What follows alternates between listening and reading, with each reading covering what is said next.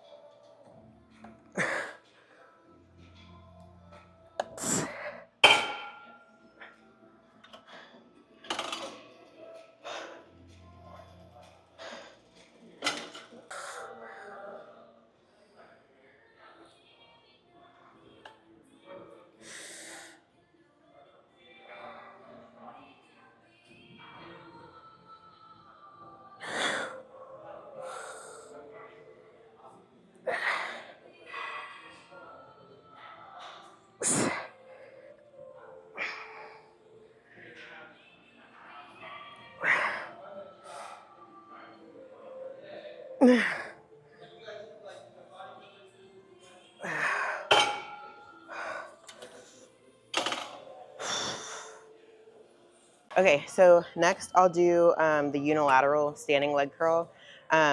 So with the adductors, I went to failure on my top sets.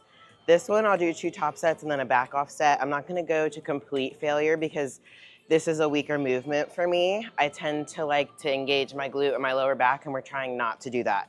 So I'll only go up as much weight as I can control and then do a back off set where I'm just pumping the muscle with blood.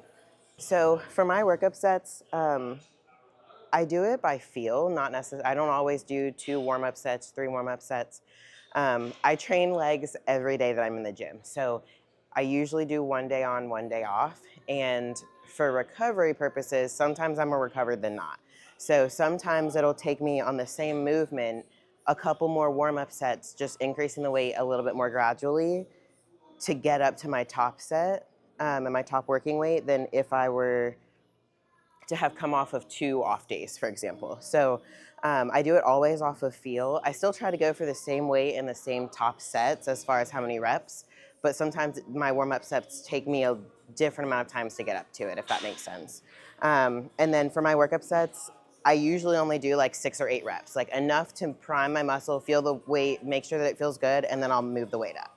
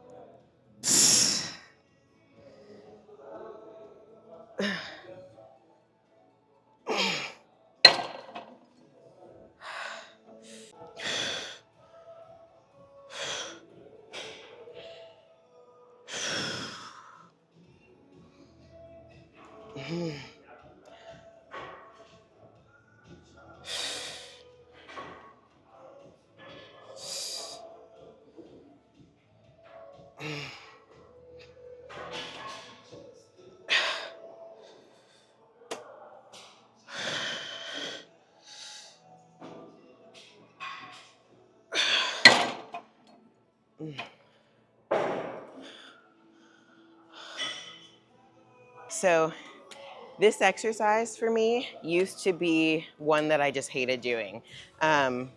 Probably similar for a lot of wellness girls. My glutes were a lot stronger than my hamstrings. I used to hammer my glutes. So as far as like advancement, my glutes were way ahead and they would engage in a lot of my movements. So for this, I would engage my glute to get the weight up and end up arching my lower back and getting a crazy back pump, and then my hams weren't really benefiting from the exercise. So if you watch, I'm leaned forward and really only focusing on contracting my hamstring. The movement fails once my hamstring can't move the weight anymore and my lower back tries to engage.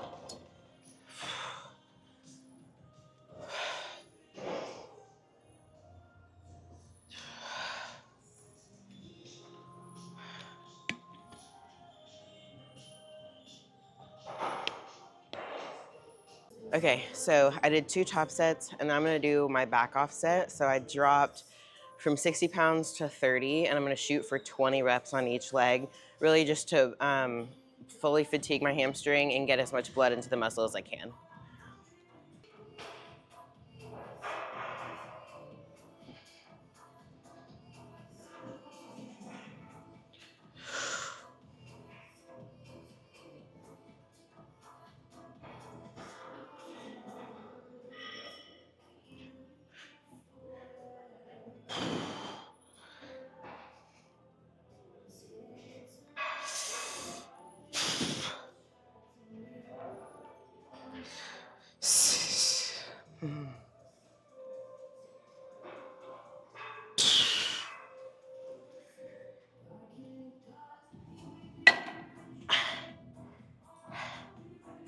The burn is serious.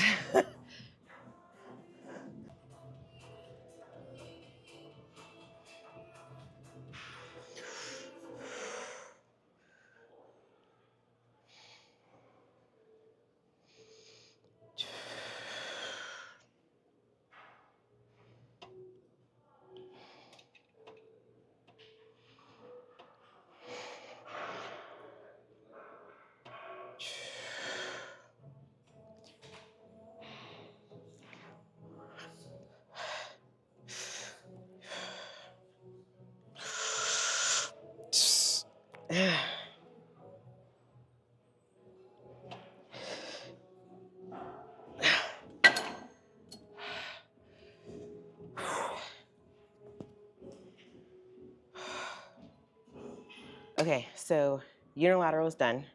Now we move to seated. Just a little bit of a different movement, different position, obviously, and then working both legs at once. So this will let me move a little bit more weight since it's more coordinated by both legs, and then we'll be done with curling movements. Okay, so for this top set, it's my top set is my top weight, but I'm gonna try, since I have a little bit more coordination in the seated position and I'm not as at risk for engaging my back and engaging my glutes, I'm gonna hold the contraction at the top for a second and then control the eccentric on the way down. So squeeze up, hold it at the top, and then control it on the way down. Gives a little bit more time under tension on the muscle, gets more out of the movement for each rep, and will completely exhaust my hamstrings.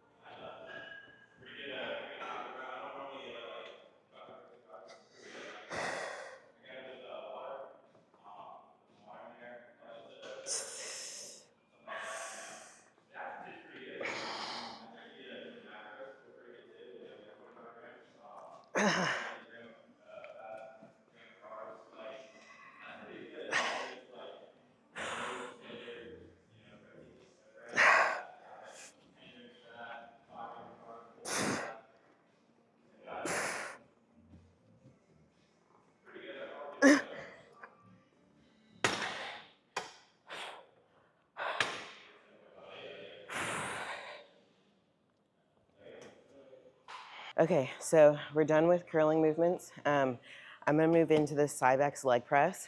I'll put my feet high and wide to focus some on hamstrings, and then it's also gonna start engaging glutes on my movements. Every day that I train, obviously I go back and forth between quads one day, hams the next, but I hit glutes every day. So we'll focus on getting hamstrings in this leg press movement, but we'll also engage some glutes, and then going forward through the rest of the exercise, it'll work more towards glutes. So when I'm getting in this machine, to hit hams and quads, you wanna make sure that your knees aren't gonna pass, or hams and glutes, knees aren't gonna pass over your toes, otherwise that'll turn into quads. So I put my feet high and wide so that as my knees come back towards my armpits, they don't pass forward over my toes. This machine is more of a little bit on a hinge movement, so you have to just be conscious of the line in which the plate is moving when it comes towards you. So you can play with your foot position before you have weight on it. You can see it when I unrack it. I'm short, so I have to unrack it and then move my feet into place. But I keep my feet as wide as I can safely on the plate to make sure that I engage glutes and hams. And then when I'm pressing up, it's mostly glutes until the top. When I get almost to the top, then it's more hams.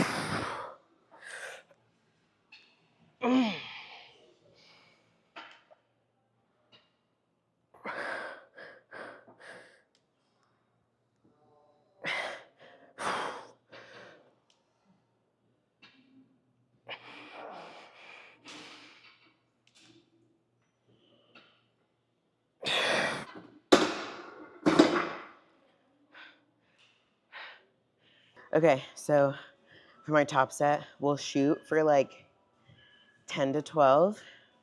I got 6 plates for 12, so hopefully I can get around that with 7 plates, but this will be my top set.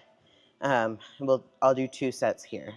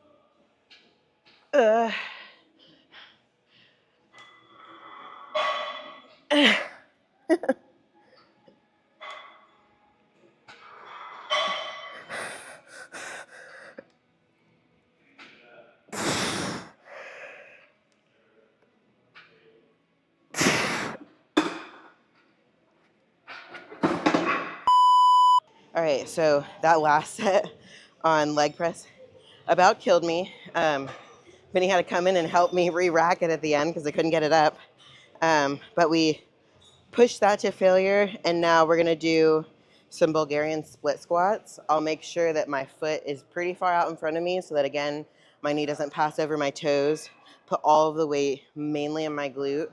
My hamstrings will help a little bit, but this is gonna be more of a glute contraction and stretch exercise. So it'll stretch on the bottom of the movement, and then I'll contract up to get the weight up.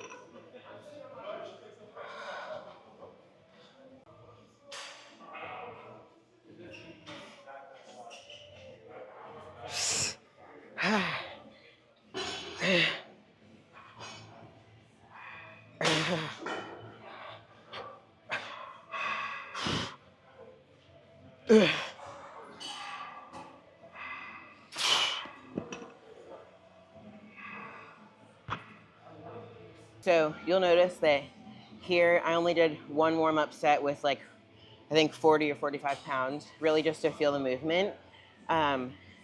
Once I get deeper into my leg day, everything's warm by now. So I don't need to do 3 or 4 warm-up sets to get to my top weight. If I were to do that, I'd just be expending energy. So I'd rather save my energy for the top weight and make it count where it needs to. So I'll do 3 top sets here, and then we'll go into our last exercise.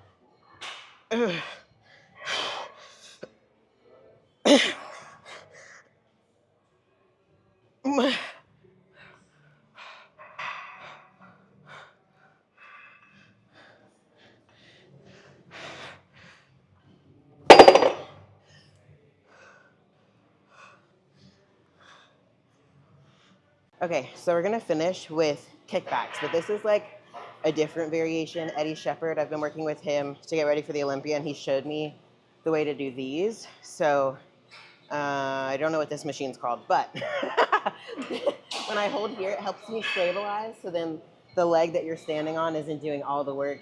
And if you guys do kickbacks, you know what I'm talking about. The leg that you're standing on, the glute will get really fatigued. So this will help you stabilize. And then connecting into the arm opposite of the leg that you're working helps pull your knee up and across you to stretch your lower glute. And then you kick down and out. And I'll show you, but it helps stretch on the upper portion. And then when you contract all the way through your glute-max.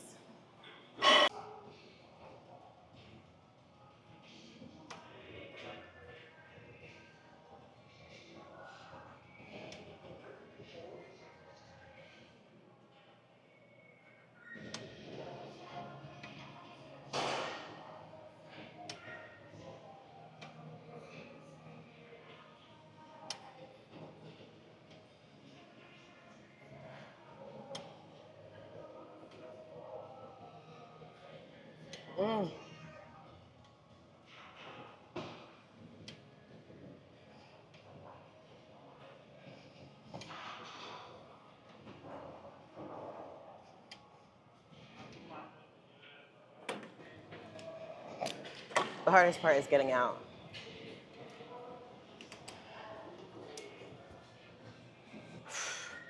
Hang on.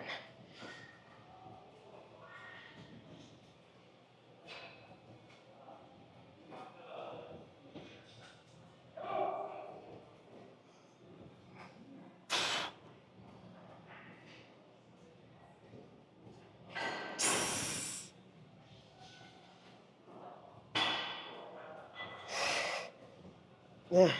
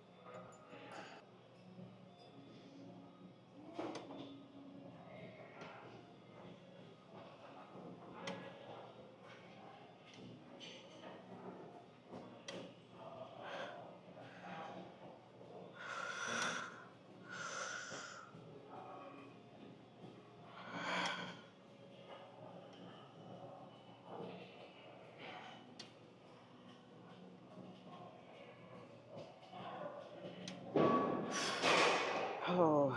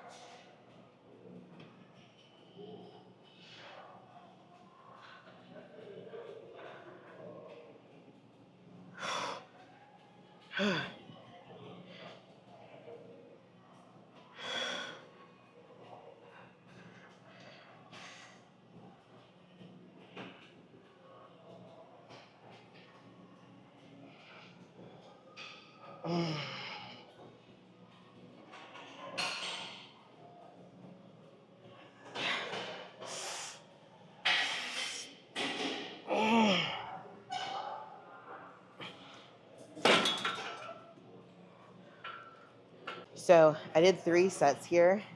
So I explained the movement to you already, but to get the full range of motion with kickbacks especially, you want to get as much stretch in the glute max as you can when your knee is up.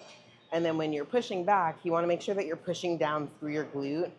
And then when I kick back, I think about almost abducting as my foot goes back, so that you're pulling through your glute the entire time and not through your back. You should not get a lower back pump at all when you're doing kickbacks. If you are, you're doing them wrong and you need to assess your form. But this really just helps finish off the entire glute max, and the stretch really helps engage that lower portion or the tie-in area that is so coveted in bikini and wellness. I'm done with my training. Here at the end of prep especially, try to make posing something that I do habitually every day. Easiest place to pop it in is at the end of my workout, especially when I have a pump, then I tend to like my physique a little bit more. So I'm gonna go put my heels on, put my suit bottoms on, and we'll pose in the posing room here. Okay, so we just finished up posing. It's really important to pose, especially post-workout, because you can kind of push your endurance. You're fatigued, you're tired from training, and then you put your heels on and start going through your poses, and make sure that you can hold them even when you're fatigued. That way when you're on stage, there's no question of whether you can hold your poses for as long as they hold you in them. So we just went through that. I took one on my phone as well, so I can send to boss so that he can see what I look like post-training, and then I can look back and look at my poses and see what I need to assess. I do a lot of my own posing, so looking at videos, critiquing, adjusting, and doing it over again is really how I fix things and make them better. So that's the end of our training day today. I'm gonna go home, eat the rest of my meals, and finish off the day. Thank you for watching. We'll see you next time. Make sure you like, comment, subscribe so that you see my next video that I drop.